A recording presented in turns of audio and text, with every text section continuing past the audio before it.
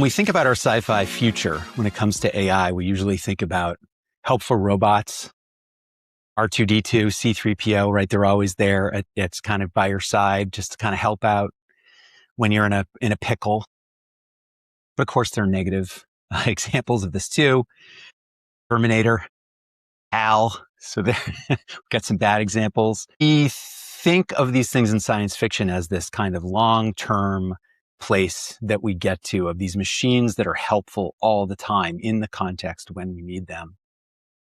And as we have gone through this revolution in learning, I have thought initially about, wow, I can use AI to be a little bit more productive in writing emails. And then I realized, oh, maybe we can write the content faster, or maybe we can create this video faster. But the end goal has always seemed like this future model where it's a machine that can help us.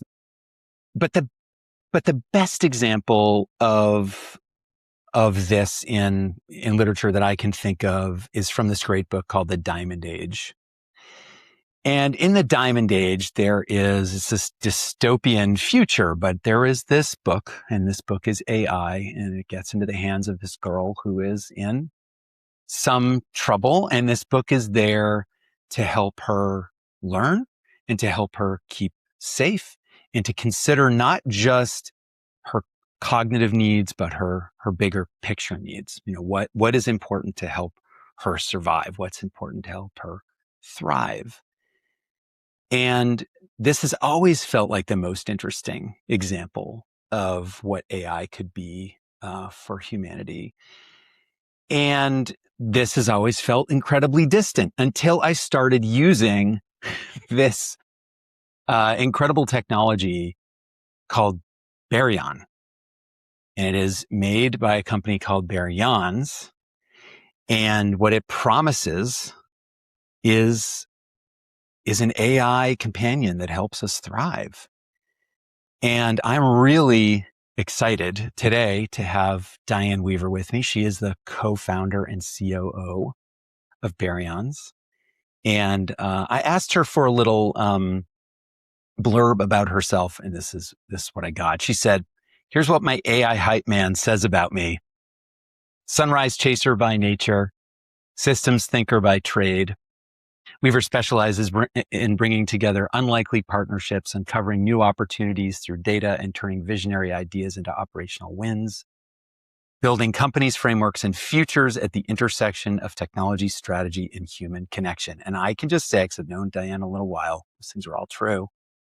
It is so nice to have you on the LX Ops show, Diane Weaver. Welcome to the show. Thank you so much, Jason. It's just a real pleasure to be here. Awesome. All right. So what we do at the beginning is we have some lightning round questions. These are meant to be quick. We'll do our best. This can be whatever we want it. If they're not quick, it's not the end of the world. But okay, let's jump in. So first one, what is the 30-second elevator pitch about what you do right now? Well, you teed this up so well with your intro. I mean, truly, it is a remarkable age that we are in right now.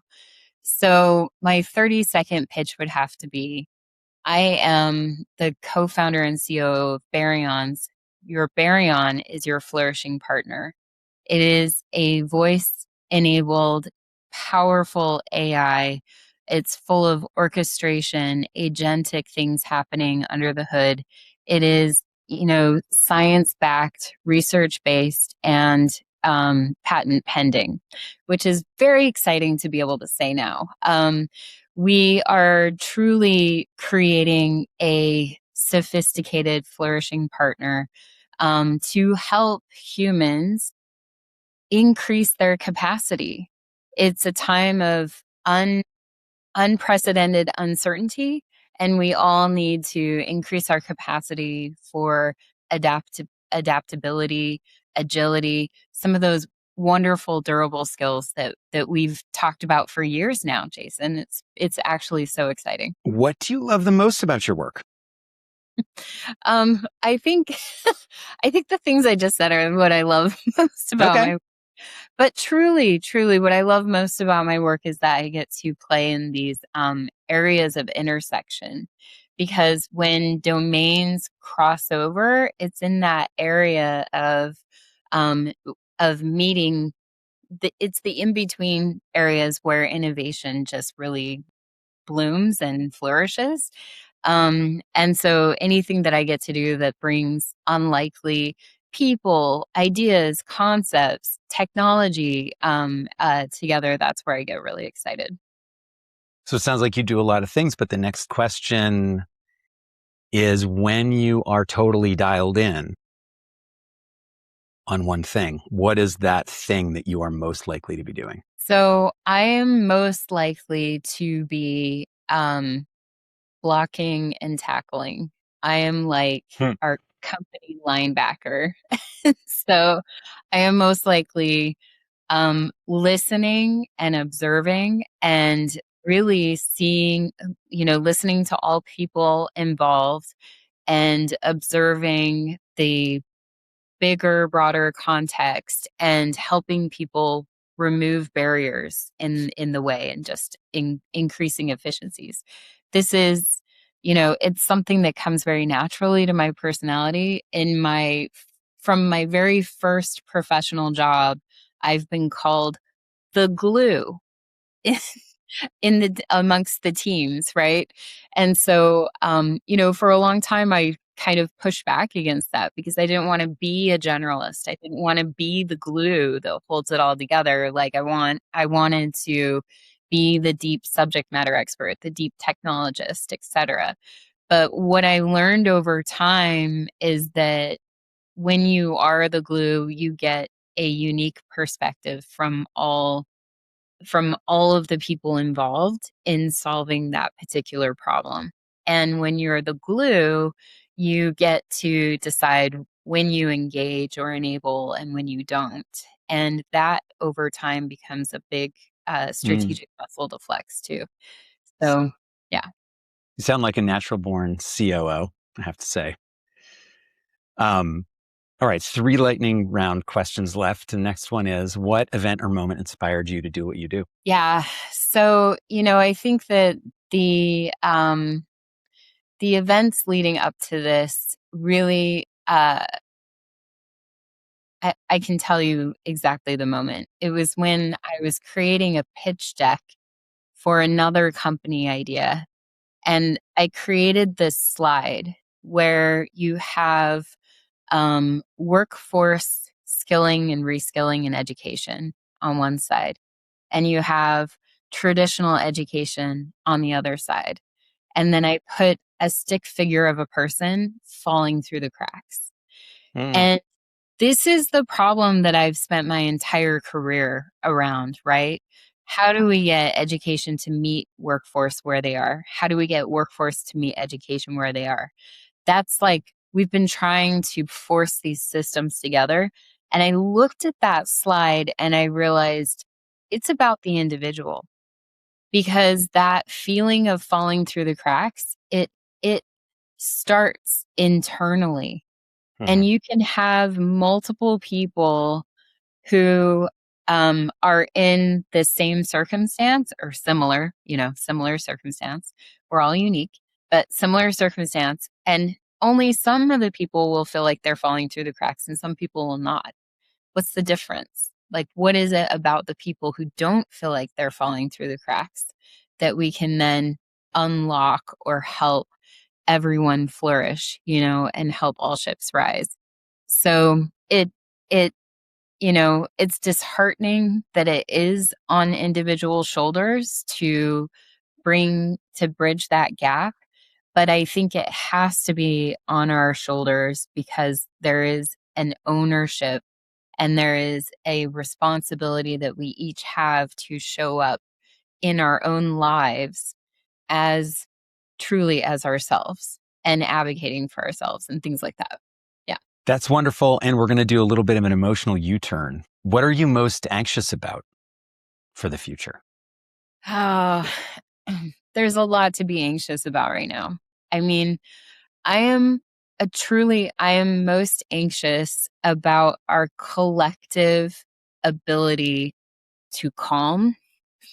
Mm, mm, And mm, because right now, there's so much opposition. I always say it's Dickinsonian. It's the best of time, it's the worst of time. The thing is that throughout history, every generation feels like it's the best of times and the worst of times, right? It's kind of the human condition to see both, and the reality is somewhere in the middle. And so, as we are becoming even more expert in our communication, in our massive channels, in our massive, our access to democratized massive amounts of information, are we able to also find a calm individually, within groups, within communities, and, and within larger communities too, right? Find a calm so that we can make sure that we're moving forward. We're moving towards sustainability. We're thinking about future generations. We're mhm. not just burning it all down in a panic, right? All right, deep breath. Yeah. What last one? Last lightning round question. What is a skill you're trying to pick up right now? Yeah, this is a great one. I mean, I can always say AI because it's kind of infinite, right? Yeah. It's- and the more you learn, the more you realize, the less you know. I'm definitely like in that moment of feeling like, oh, I know nothing. And I think that this is like truly, it's the reimagining how we do life and how we come together from the lens of who am I as an AI augmented person? How do I ethically, responsibly want to adopt this into my mindset, into my daily routine and habits, so that I can contribute to the greater good, so that I can show up intentionally, so I can show up, from a different place than ever before. Think that a big theme in our conversation, I'm guessing, is going to be adaptation. And this is why I want to start with this question that has nothing to do with AI. It has to do with your first job. And the reason I'm asking about your first job is because I'm really curious about the job. So what was it? But I'm really also very interested in what skill or mindset or process or something that you picked up, that you learned in that job, that became fundamental to your next job and is still fundamental now. Because I think that adaptation it's about adapting to the new, but it's also leveraging the things that are evergreen, are foundational, that we have to be careful to maintain. That's my, you can tell me I'm wrong, by the way. This is sort of my theory. But so the question is, what was your first like real career job, and what was like a good bedrock thing that you learned in that job that you carried forward? This is such a great question, because I think when you can key into that common thread throughout your career, that's like such a critical thing to your own personal narrative, and making sense of it, and feeling like there's choice, and opportunity as well. So I think, so I love this question. And my first job where I was paid a salary, my first salary paying job. This wasn't a gig. I wasn't paying to volunteer somewhere, like all that stuff, right? My first job, I had I had volunteered through high school for the Muscular Dystrophy Association, because I had a couple of friends with muscular dystrophy. And so I got pulled into like the MDA summer camp and things like that, and just really enjoyed that kind of work. And so when I graduated from college, I had majored in a lot of different things, and I took a long time, right? Classic ADHD, like entrepreneur story there. But ultimately, I graduated with a bachelor's in English and a minor in history, and very much a generalist, right? So I, so the Muscular Dystrophy Association called me up and they said, "Hey, we have a position open in your hometown office, and we want to offer you the position. It's an administrative assistant position." And I was like, grateful to have a salary job, right? Hmm. So of course I Hmm. said yes. Hmm. And because at that time, even, I knew that it was just like, I'm just going in a direction. And when something falls in your lap like that in the world, like it is a gift. And I was flattered because it was based off of, knowing me through volunteerism and stuff, right? So Hmm. anyway, I hated the job. I hated it. I hated administrative work. I hated managing the call center when I had to fill in for someone else, right? There was a lot that I did not like about the job. So I got really good at it. And I got really good at completing the objectives of the job within a really short amount of time.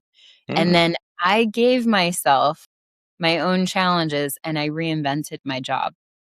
Hmm. I built out their first ever database in Access. So I was craving being the technologist that I knew I was. And so I built out their first database in Access. I took their very manual newsletter format and I recreated it into the word publishing, computer program. Yeah. And I basically built these things that were scalable and I created new programs. And Hmm. those new programs were actually rolled out across the nation, across several Muscular Dystrophy Association offices because they were so efficient. And so I learned very quickly that, like, you can hate the job, and that's fine. But it is on you to figure out how to love the job. Yeah. Or move on. Or move on. Yeah, because sometimes you're in a situation where you can't, do that, but I have always very stubbornly done exactly that in every job I've had. I make time for the things that I wanna do. So, That story makes perfect sense to me. Uh, yeah.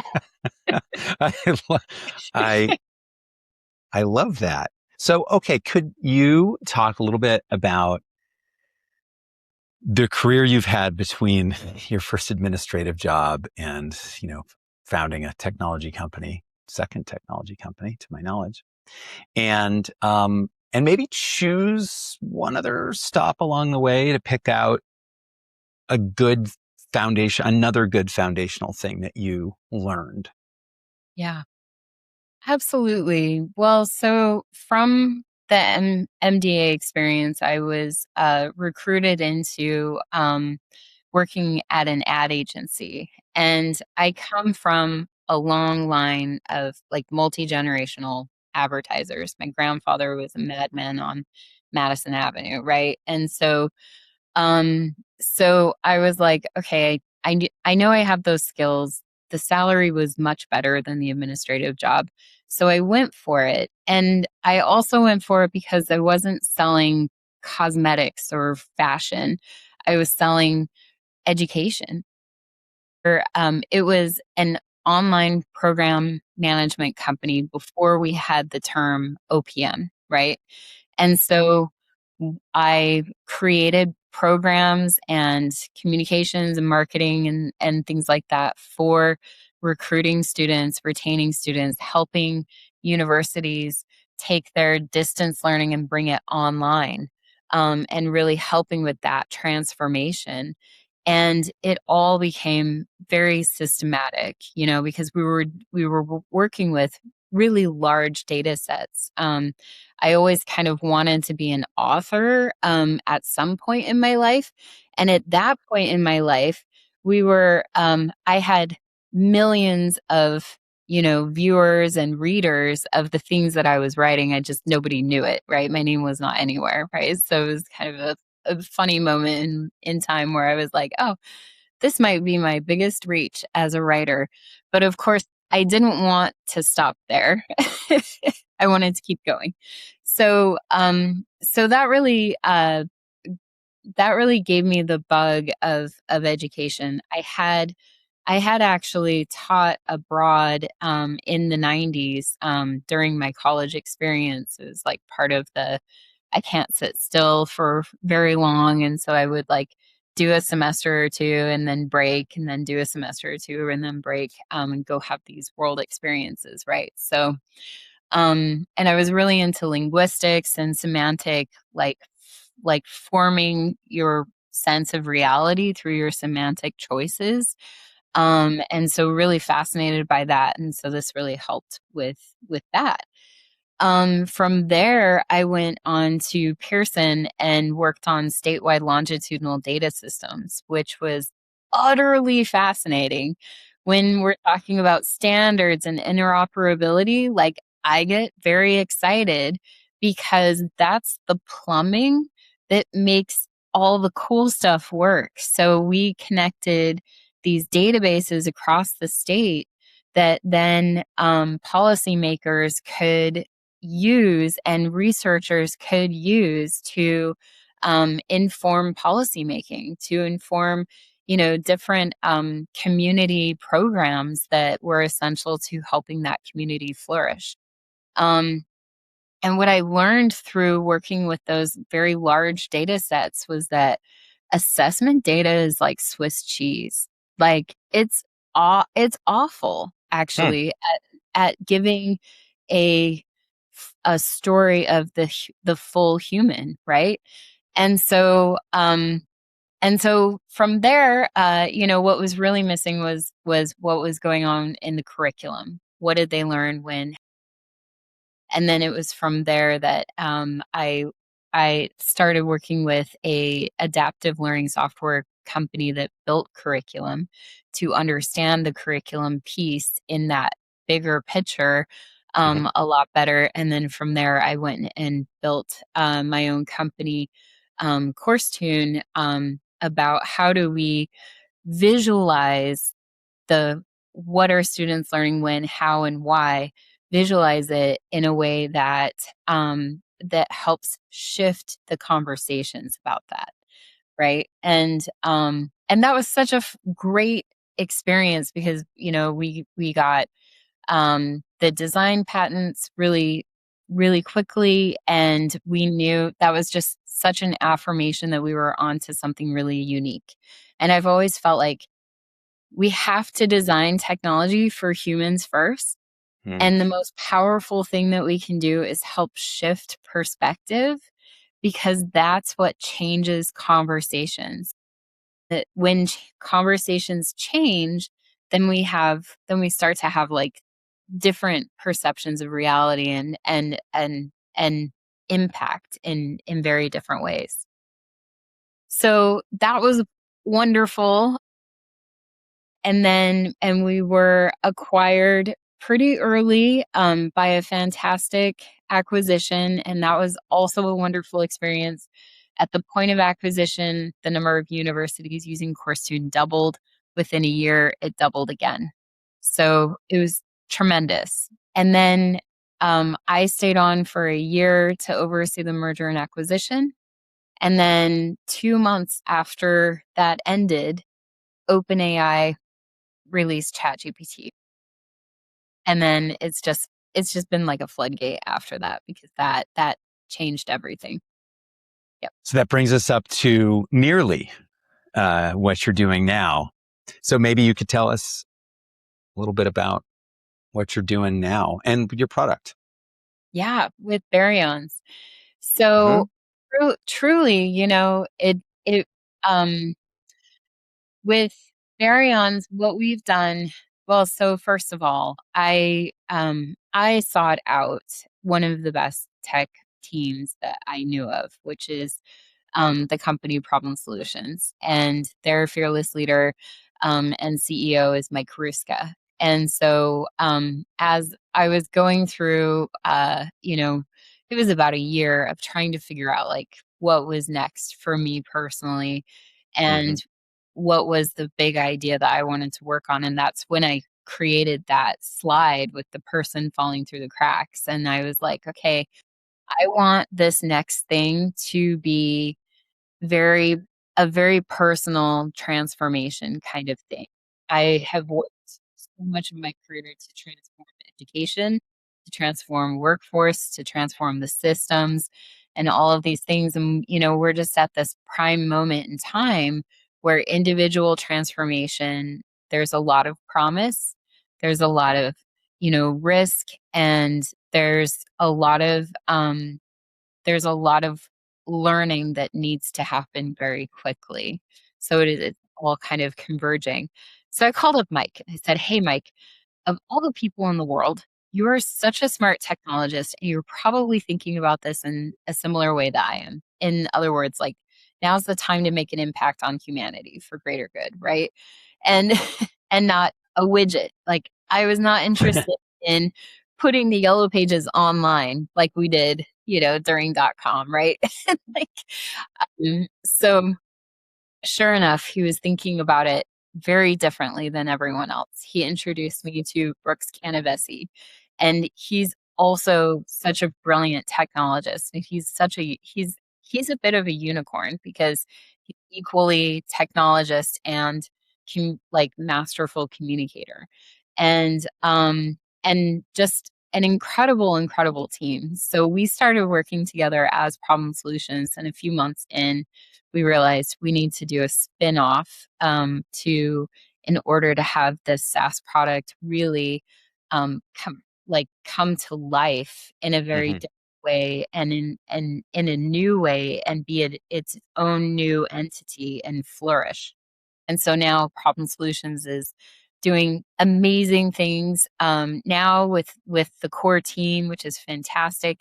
And Mike and Brooks and Ryan Krinjek and Aaron Bear and Forbes Shannon and a handful of others of us, we're over here building and executing on this vision that is Baryons.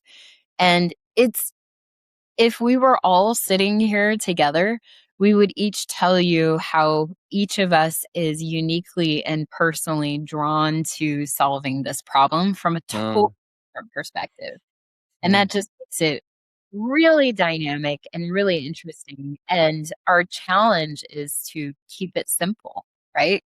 And keep it incredibly simple. So anyway, so we built this thing, we tested it out with hundreds of people, we got lots of great data and lots of great feedback, made a ton of improvements, did that a few times, and then we just released the latest and greatest Flourishing partner, and it's available on baryons.com.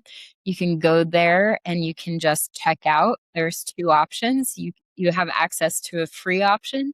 You get up to 3 calls with your Baryon per month for free. Or you can pay $20 a month and have unlimited calls with your Baryon. And we recommend calling your Baryon 2 to 5 times a week. Spend about 10 minutes on the call with your Baryon, and it will help you identify where are you stuck and how to get unstuck.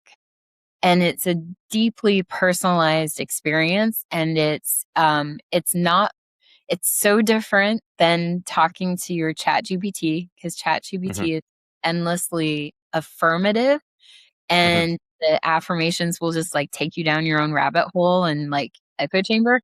And different in that it will challenge you, it will help you shift your perspective, it will ask you to articulate um, the whys behind what you're saying. It will ask you to tell stories to help you understand your own wisdom. And then it utilizes that information to help you identify your own path and get there.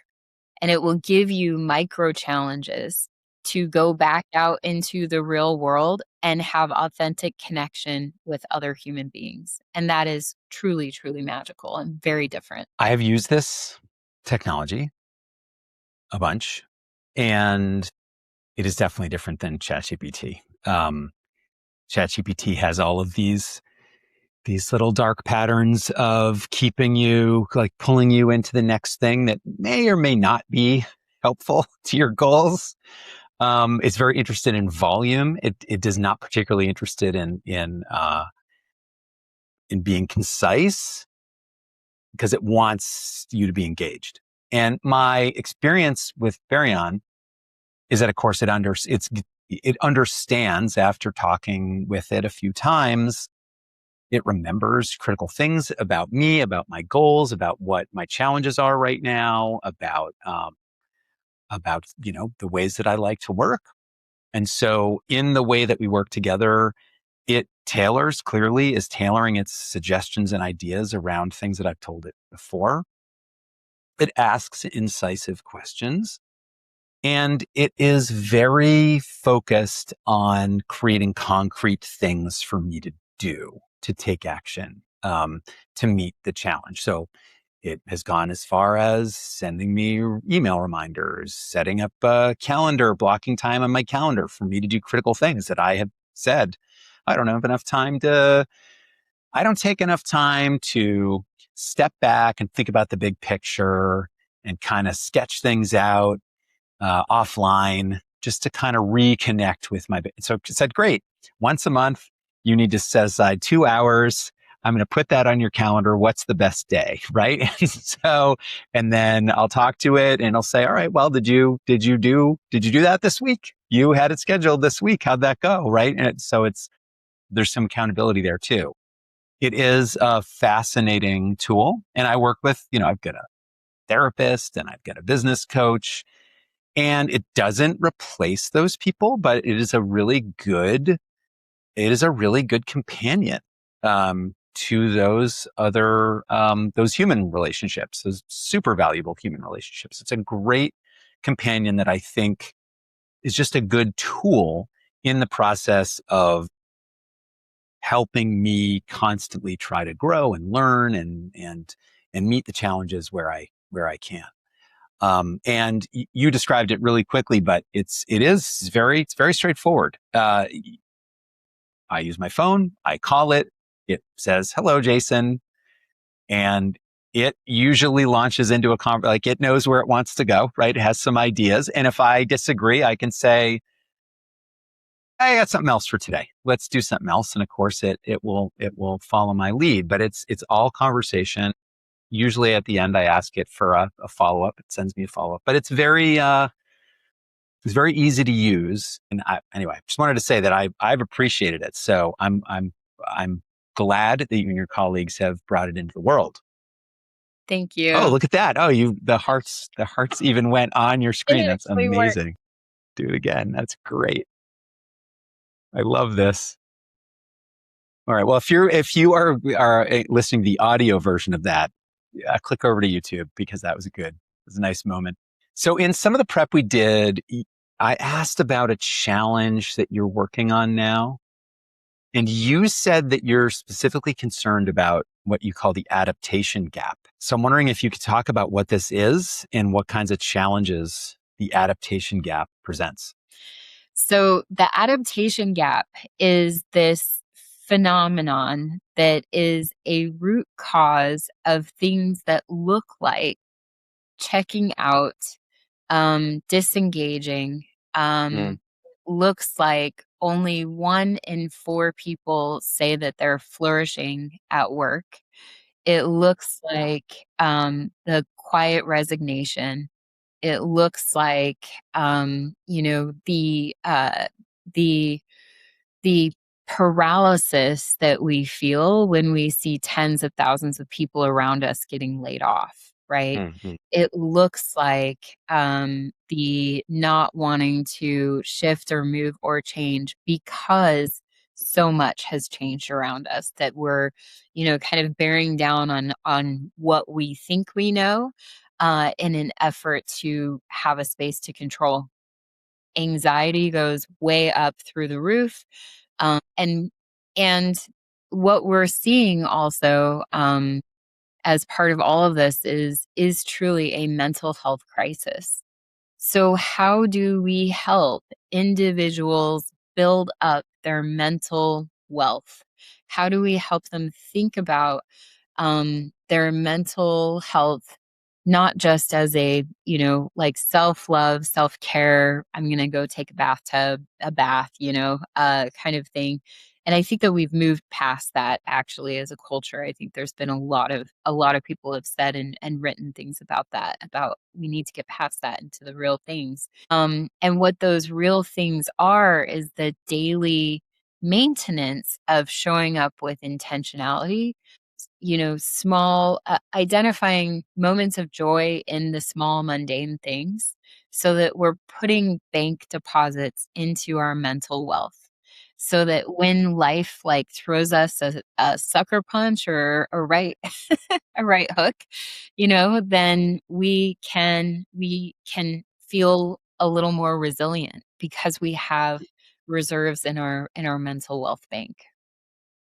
So the adaptation gap, we see it so clearly when we think about our own privilege and how like the opportunities and perceptions and how we feel about our lives and how we show up in our lives based on the privilege that we have or don't have, right? And so how do we meet people where they are and help them shift into an abundance perspective and a growth mindset, regardless of where they are and what they're feeling and doing. I once read, so I mentioned earlier that like my ADHD entrepreneurial personality didn't allow me to just do the college experience end to end. I had to take breaks every semester or two. One of those breaks, I was a teacher in Russia. And after that, about five of the teachers and I, we decided to backpack through Eastern Europe. And we spent a lot of time actually going through concentration camps. And we visited Auschwitz and we visited so many devastating places. And as when I came back home, I bought Dr. Frankel's Man's Search for Meaning. And it Mhm. really impressed upon me at that time of my life the resiliency of the human spirit and our ability to find or not deep within us a source for flourishing Mhm.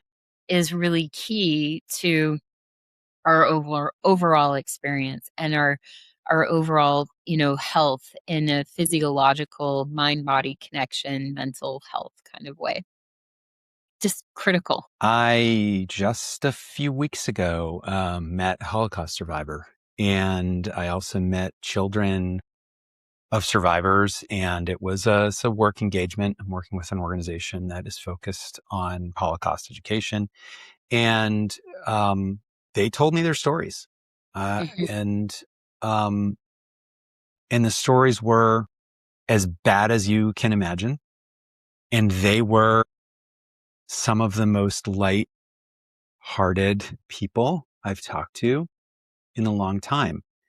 And they talked a lot about um, that balance and finding this and what life meant to them and how it meant something different. I'm glad you brought that up because there's such a powerful thing, and I would not wish anyone ever in history of Earth to ever have to go through anything like that in order to realize these lessons. But I think the opportunity we have now, all of us have struggles, right? Everybody has something. Everybody's got something. And I would say right now, we do have this universal challenge, a somewhat existential challenge of what AI means to us as humans, as people, as employees, as people who know things and can do things and who have expertise in certain areas. It's a real challenge to those things. And it's genuinely scary to people. Um, and, and so I think this frame of understanding that we can thrive, even in conditions that are the most dire you can imagine, Mhm. is possible. Thank you for highlighting that. I love that. Absolutely. Yeah, absolutely. S- So when when you are making this tool, when you're thinking about what it does, how do you think about what success looks like? Is there any way to measure like the ROI of somebody interacting with their baryon, to help them with their own, to help them thrive? Absolutely. So that's one of the most hopeful things I think about this moment in time because and this is why we shifted to a flourishing partner just before we made it available online for self checkout, right? So we shifted it to a flourishing partner because specifically there's so much great research coming out now about how flourishing is the thing that mankind needs to focus on today. Hmm. GSV, the theme of the conference next spring and in April is the flourishing workforce. Higher ed is in this moment in time where they are desperately wanting to be perceived again as the pipeline for a flourishing workforce. In order to be able to do that, we need to focus on individual flourishing transformation. And Harvard actually just came out with a flourishing study that identified 6 domains for people to seek out to increase their flourishing, their flourishing quotient, right? And so it is quantifiable. We have research that is really pointing to, these are the things to bring into your life to seek more of, to really increase your flourishing capacity, so that you're not completely depleted as these things come at you, right? And then another indicator of success for us personally is that during the summer, we actually attracted and joined up with an investor called Blue Ash Ventures, and they only invest in companies that are poised for human flourishing. They Mm, only invest in companies that are really helping humanity in areas like brain health, mental wealth, wellness, learning, and all of these things really do come together to create the flourishing whole person. So it really is like and this is a bit of it's a self fulfilling prophecy. Once you start thinking about these things, you see them everywhere, right? It's like it's like validating. But I think that the success for us when we listen to our customers' feedback, the success for us is when they illustrate a before and after, and they choose in their own words what was there before, what where were they stuck, and what did that look like, and what was there after, what was the thing that helped them unlock and achieve flow again and start to flourish again. And so we're really big on not articulating that narrative to people, but letting people come to their baryon with their own narratives and utilize the time with the baryon to reflect and, reflect on that narrative and to shift that narrative where they need to and help make that narrative serve them. This is like it's one of the oldest things that we've done as human beings is like create these narrative stories of what happened and why, right? And this is how we form our own sense of identity as individuals, and then it's also how we make sense of the world around us. And this is always shifting, and when the world is like is shifting so much around us and it feels like it's really like pressing in on us, then that's when we start to kind of like lose sight of our own narratives. It feels like they're, no longer relevant or getting away and things like that. So this is really, we talk about your baryon, talking to your baryon in time as that partnership, as that flourishing partnership develops in time through multiple conversations, it begins to feel like you might be speaking with your near future self. And Mm. that's part of how we've designed it, is to be that personalized to you. We're not interested in creating the Borg, you know? Like, we wanted to know, what does Jason Gorman think that his Mhm. ultimate, like, performance looks like? And what is his ultimate definition of success? Maybe it is totally different. Maybe it's monetary, maybe it's not. Maybe it's family, maybe it's all of it. Maybe, and I think that's the interesting thing here too, is that as things get more and more democratized and personalized, we get to start to have a conversation about how it's not black or white. It's not Mm. either, it's all of it. And we're increasing our capacity to understand how things that used to feel opposite can live and thrive together, right? And how it can be all of it all at once. Yeah. This is beautiful. Such a thoughtful vision, and you're doing it. I've used the tool. It works. It actually works. It's really quite something. Um, It's a very, very smart team. I that working with this team is a gift every day. Yeah, absolutely. have this very interesting cross section of different things that you do, different hats that you've worn over your career. This show's really, it's really for learning professionals. And there's so much here that I think people are going to be able to take away. I would like to talk a little bit about predictions. So things in the learning field are going to, well, not going to. They're changing right now, today, tomorrow, next week. And you know this field as well as anybody. And I'm curious about, what are your predictions for the learning professions? This could be short term, long term, your choice. Yeah. Yeah, this is another really great question. And when I look out ahead, I see and hear a lot of folks saying AI is not going to replace you. Someone using AI is going to replace you. Yes, I feel like that's a true statement for the near term.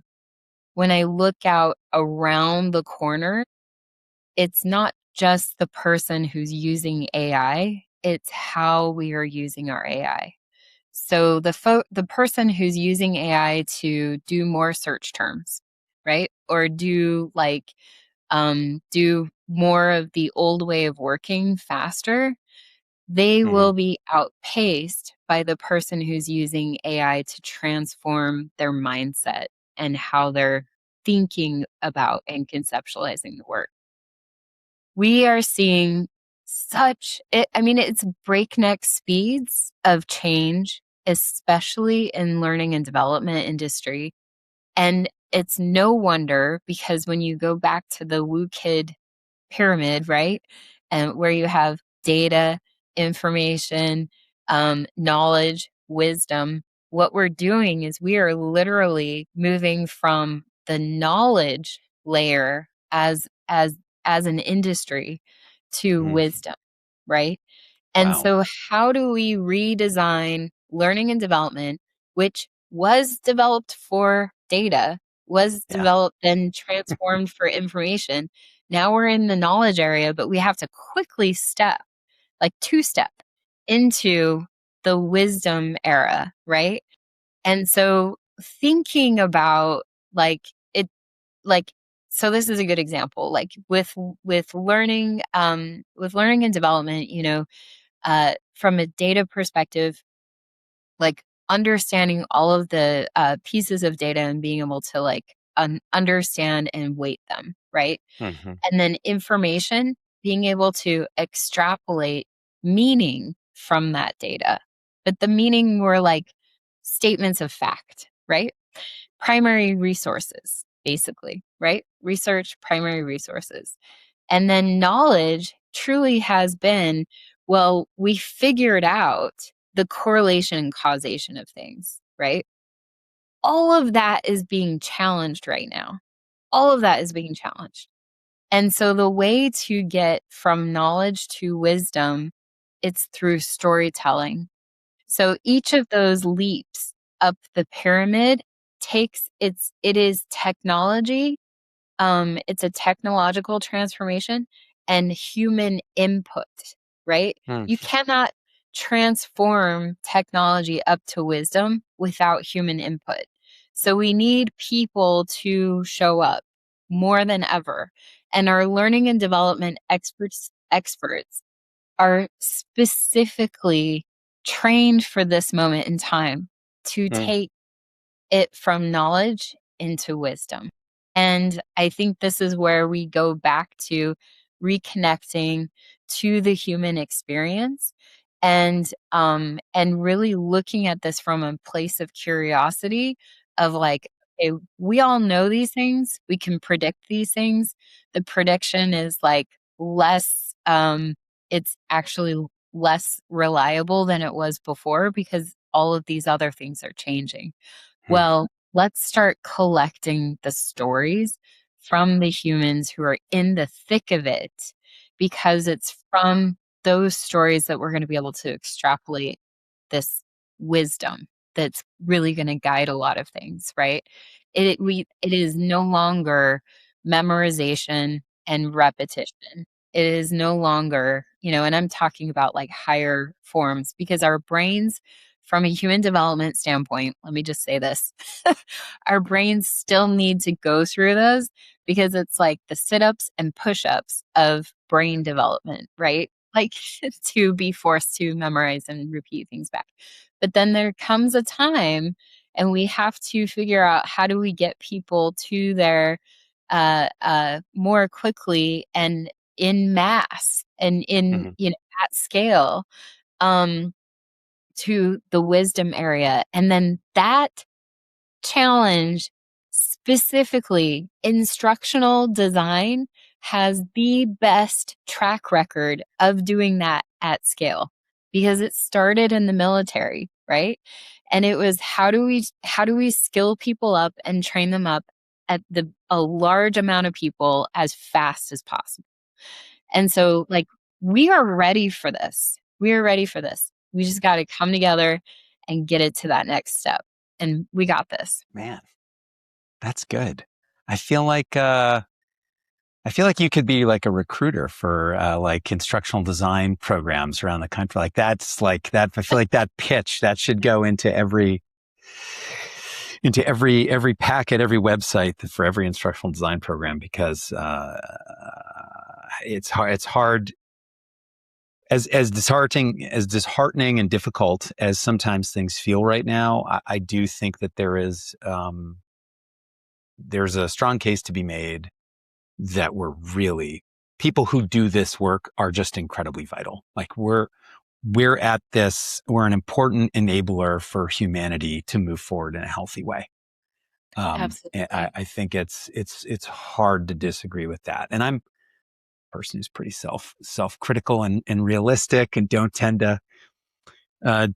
to go for a lot of kind of overblown statements about the work that I do, but I do believe that. So I'm glad you said it. Actually, the last person I interviewed said kind of the same thing in his last answer. He said that he really believes we have the most important job right now. And I hadn't thought of it that way. So you're the second person in a row to say something along those lines to me in this conversation. So really appreciate that. You I bet. do have one more question. It is from Dan Streeter. He was the last person I interviewed, and this is a little bit of it's actually almost the opposite of what we've just been talking about. So we've been talking about the people part, and his question is about technology. So his question is, what is the one piece of technology that you wish every learning professional knew? And everybody should get a Baryon. Let's just say that right now. But let's say aside from Baryon, what Mm, is a technology that everybody should be looking at, taking advantage of? should embrace. I mean, I think that it is, of course, it's going to be AI backed, but I Mhm. don't think it's just the LLMs. This is a tough question because I can't choose just one, right? Sure. And what I think is critical for learning and development and instructional design experts to really think about is reimagining the LMS Mm, and look at the products that are coming out that are extremely injected with AI, and that are really thinking about and doing these things differently, because the LMS is, it's the you have an LMS, you have a knowledge base, right? And mhm, the environment that we're developing in now is so much more dynamic with AI in the mix, right? And it is not structured data versus unstructured data. It's when and how do we use both? And how do we utilize AI to improve one thing or the other, right? mhm, And we need the humans to set the bar for quality and standard, and to flag things that are inaccurate or not up to snuff. And what humans understand more than AI understands at this point in time is scaffolding, and how to scaffold specifically for the individual. And so anyway, any tools that help you with that, that's what you need to seek out. And what I would say too is, like, it's like a mountain of possibility out there. I mean, it's almost like, going from your Quickie Mart with like two cereal options to the full yeah, aisle of cereals, right? yeah. And so what I would recommend is just like figure out, like, time box it for yourself and try out a tool for a time box, reflect on it, try a different one. Even if you thought that that was amazing, just try a Mm, different one. mm. And then and do that a few times until you understand, like, the similarities, differences, and capabilities of these things. That's wonderful. Diane Weaver, thank you so much for coming on and helping us think about thriving in the future and our kind of emotional selves, the future of work, the critical aspects of technology, all the things. This has been amazing. Thank you. Absolutely, my pleasure. My pleasure. Thank you for having me. Thank you for listening, and a huge thanks to our guest today. If you enjoyed this episode, please like, subscribe, and share it with your friends and colleagues. I'm Jason Gorman. I'm the founder and CEO of Jackrabbit Learning Experience, where we help organizations of all kinds make learning better through a clear, repeatable process that is future ready. If any of this resonates with you, just keep tuning in and please join the community we're building. I'm looking forward to seeing you next time.